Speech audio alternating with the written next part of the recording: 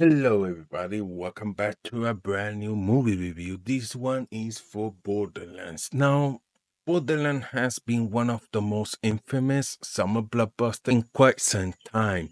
Initially filmed in 2021, where it was actually shot before star Kate Blanchett's Oscar-nominated turn in Thor.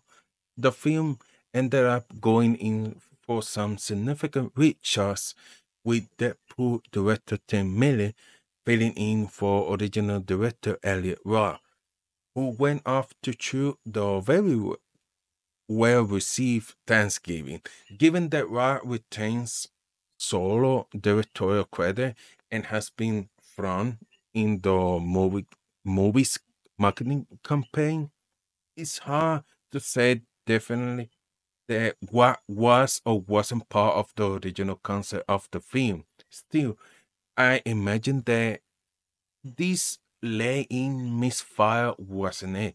So in this one, a bounty hunter named Lady, who's played by Kate Blanchett, is hired to retrieve the kidnapped daughter, played by Ariana Greenberg, a tycoon who happens to be in a dangerous world named Pandora, with an elite former soldier Roland, played by Kevin Hart, and a deranged man named Cray, played by Florian Montino. Now, I should note that I haven't played all the games and I'm not particularly familiar with the world depicted here. I went into this movie as a movie fan, true and true, and despite all the bad buzz, I was optimistic that it would be at least entertaining. While I haven't loved all of Elliot Roth's movies, sometimes he could be a good director, and most of his films are not boring. Well, until now. Anyways, but then again, is this really his movie? Because of the Richards and another director coming in? It's hard to say. But Borderlands is a disaster with its classic rock soundtrack and eye-popping color scheme and an eccentric cast of characters. It feels like it's trying too hard to be Guardians of the Galaxy clone without any of that film's charm or vision.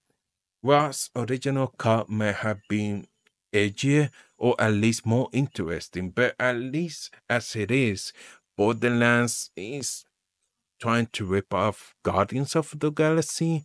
And also another movie that is heavily indebted to is Fury Road, as Solo Babies is to the War Warrior. Hell, that's actually an insult to Solo Babies because that at least that movie was fun. It completely relies on Kate Blanchett's star power to carry itself to the finish line. And I have to say that she's like the only good thing here in this movie. Maybe with some good story here and some really good writing, but it could have been a bit better. But she's stuck with a store anti-hero role with her the hard-beating bounty hunter who never for a second seems quite as ruthless as the other characters treat her throughout, complete with hair flips.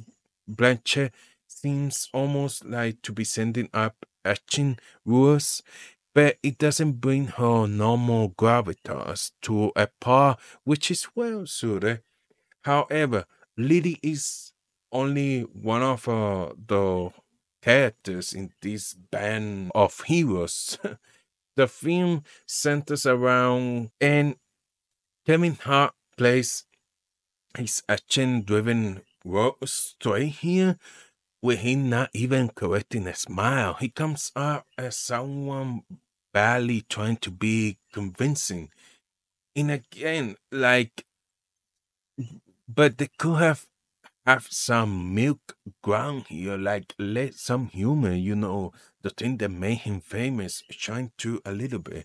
He's just trying to be so serious throughout this movie.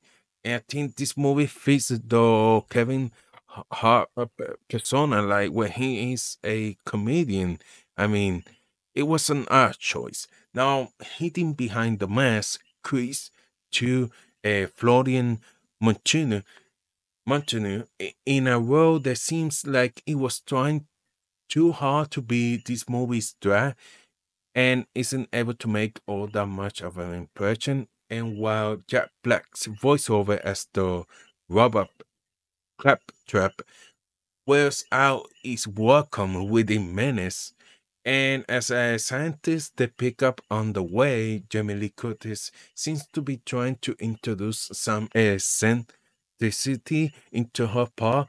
Still, I couldn't help but to think that despite her age, there's a plot point in this movie that involves her and Blanchett's lady, and between like the age difference, I think it felt odd because it seems like the character of Lily, like in the game, is a much younger person. I think this movie was originally written that character for a younger actress, but then Kate Blanchett came into this project and like the dean adjusted that character in the script, and it just feels so it feels weird in the story. It doesn't quite add up. And while Ariana Greenberg as Tiny Tina, the paramania kidnapped child, seems to be having more fun than anyone. However, she's noticeably aged throughout the film, as she's one who makes the rituals probably the most obvious. The first scene in the movie where she makes runs and seems like a dead giveaway, with her seeming a lot older in that scene than she is later on in the film. Another thing that suggests a lot of post production tinkering went into this movie includes copious amount of narration, which is always a dead giveaway for Blanchett, and how the CGI varies from being good to similarly like a seem like a bargain basement add-on. At least the movie is 1 hour and 40 minutes long, but even that felt too long with this episode action adventure wearing itself out really fast. And it will also be noted that Edgar Ramirez, who can be terrific, is started with this thoughtless villain role since like Modern Web. It's bad. And the score by Steve Jablonsky, it feels too close to what we have seen in a million times before in other sci-fi action movies. So is there anything good in this movie? Well, like I said, Kate Blanchett. And besides that, I think the welcome appearances by Gina Gerson, who chew out a little bit of scenery, that is still a knockout.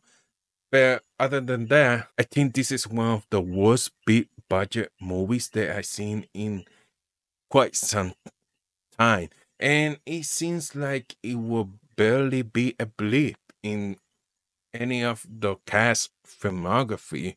It's a movie that no one is going to talk about again in a few days. So that's my review for Borderlands, and it's hard. It's sad because there are so many other great game adaptations, and this one just, eh, it didn't work. So that's my review for Borderlands. If you enjoyed this video, hit the like button, consider subscribe to the channel. Thank you for watching. Bye bye.